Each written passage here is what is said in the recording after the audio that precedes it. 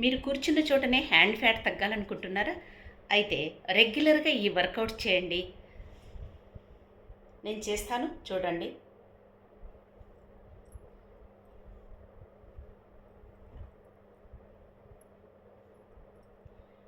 ఎంత బాగా హ్యాండ్ను వెనక్కి స్ట్రెచ్ చేయగలిగితే అంత బాగా వెనక్కి తీసుకోండి.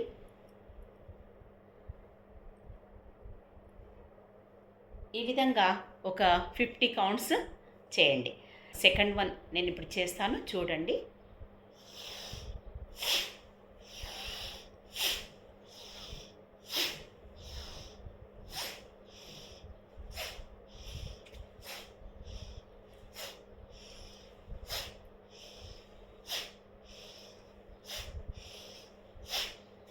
ఈ విధంగా ఒక 50 కౌంట్స్ చేయండి.